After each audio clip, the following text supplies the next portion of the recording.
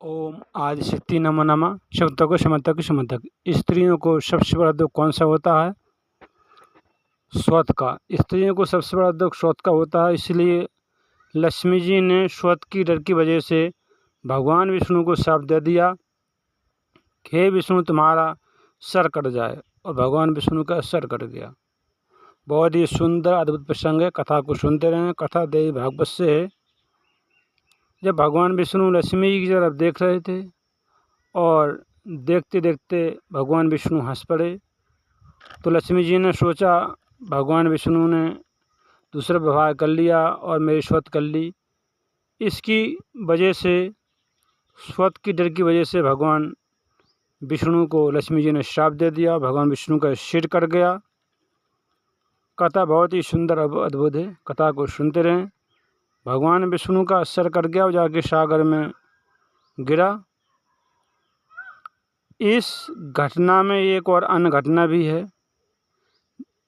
देवताओं, आप लोगों का महान कार्य की सिद्धि के लिए भगवान विष्णु का सिर कटा था, इसमें कोई संदेह नहीं है, क्योंकि हायग्रीव दैत्य ने एक महादानव था, बलशाली था, जो सरस्वती नदी के तट पर बहुत कठोर तपस्या करने लगा। हायग्रीव दैत्य आहार का परित्याग करके, समस्त इंद्रियों को वश में करके, सभी प्रकार के सुखों से दूर रहते हुए देवी के माया बीज एकाक्षर मंत्र ह्रीं का जप करने लगा। इस प्रकार समस्त आभूषणों से विभूषित देवी तामशक्ति का सतत ध्यान करने लगा, उनकी भक्ति करने लगा। हायग्रीव दैत्य ने 1000 वर्षों तक कठोर तपस्या करता रहा। उस समय उस दैत्य ने, हायग्रीव दैत्य ने जिस रूप में देवी का ध्यान किया था, उसी तामस रूप में देवी ने उस दैत्य को दर्शन दिया। उस दैत्य ने बहुत कठोर तपस्या की थी, इसलिए देवी जी प्रसन्न हो गईं और उस दैत्य के समक्ष देवी जी प्रसन्न हो गईं, प्रकट हो गईं। उस समय सिंह पर बैठी हुई दैत्य के सामने प्रकट हुई। मैंने दयापूर्वक उस दैत्य से कहा, हे दैत्यराज। देवी बोली। जब देवी प्रसन्न हो गई और दैत्य से कहा, हे दैत्यराज, तुम वरदान मांग लो, मैं तुम्हें इच्छा वरदान दूंगी।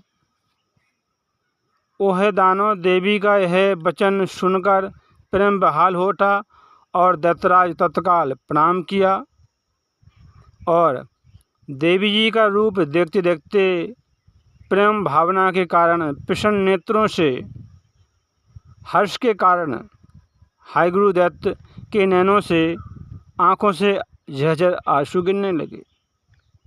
हायग्रीव दैत्य देवी की स्तुति करने लगा। हायग्रीव बोला, हे महामाया, आप जगत का सृजन पालन संहार करने वाली हैं, भक्तों पर कृपा करने वाली हैं, सकल कामना प्रदान करने वाली, हे मोक्षदानी, हे शिवे, आपको नमस्कार है। पृथ्वी, जल, तेज, आकाश, वायु, इन 5 महाभूतों का कारण आप ही हैं, और गंध, रस, रूप, शब्द और स्पर्श, इन सभी तत्वों का कारण आप ही हैं। हे महेश्वरी, नासिका, जिह्वा, नेत्र, त्वचा, कान, ये ज्ञानेंद्रियाँ और हाथ, पैर, वाणी, लिंग, गुदा, ये कर्मेंद्रियाँ आपसे ही उत्पन्न हैं। देवी बोली, तुम्हारा क्या अभिष्ट है? जो कुछ भी तुम्हारा वरदान हो, तुम उसे मांग लो, मैं उसे अवश्य पूर्ण करूँगी, क्योंकि मैं तुम्हारी भक्ति से, तपस्या से प्रसन्न हूँ। हायग्रीव दैत्य बोला, हे माता, आप मुझे ऐसा वरदान दो जिससे मेरी मृत्यु कभी ना हो और देवदानों द्वारा मैं सदा अजय रहूँ, मैं अमर हो जाऊँ। देवी बोली, जन्म लेने वाले की मृत्यु निश्चित है और मरने वाले का भी जन्म निश्चित है। पृथ्वी लोक में, इस संसार में स्थापित इस प्रकार की मर्यादा का उल्लंघन कैसे संभव है? हे दानव, हे दैत्यराज, मृत्यु तो अवश्य होगी। तुम अपने मन में विचार करके तुम कोई अन्य वरदान मांग लो अपनी इच्छा से। हाय गुरुदत्त बोला, हे माते, मेरी मृत्यु अपने नाम वाले हाय गुरु से हो, किसी अन्य से नहीं हो मेरी मृत्यु। यही मुझे वरदान दो, मेरे वरदान पूर्ण करें। देवी बोली, हे दानव, तुम्हारी मृत्यु तुम्हारी इच्छानुसार होगी, तुम्हारे हाय गुरु नाम वाले से होगी। मैंने तुमको वरदान दिया, अब तो अपने घर जाओ और सुखपूर्वक राज्य करो। हाय गुरुदत्त के अतिरिक्त अन्य किसी से भी मेरी मृत्यु कदापि नहीं होगी। देवी बोली, तुम्हारी मृत्यु हाय गुरु के अतिरिक्त अन्य किसी से नहीं होगी, तुम्हारे नाम वाले हाय गुरु से ही होगी। देवी जी अंतर्ध्यान हो गई और दैत्य भी परम प्रसन्न होकर अपने घर लौट आया। वह दुष्टात्मा दैत्यराज हाय गुरु इस समय मुनिजनों और वेदों को उनका हरण कर लिया, उनको मुनियों को पीड़ा देने लगा, पीड़ित करने लगा और तीनों लोकों में ऐसा कोई नहीं था जो दानवराज का संहार कर सके। अब इस अश्व का मनोहर सिर अलग करके सिरविहीन भगवान विष्णु के धड़ पर जोड़ दिया जाए और भगवान विष्णु के सिर पर घोड़े का सिर लगा दिया जाए, भगवान विष्णु को जीवित कर दिया जाए।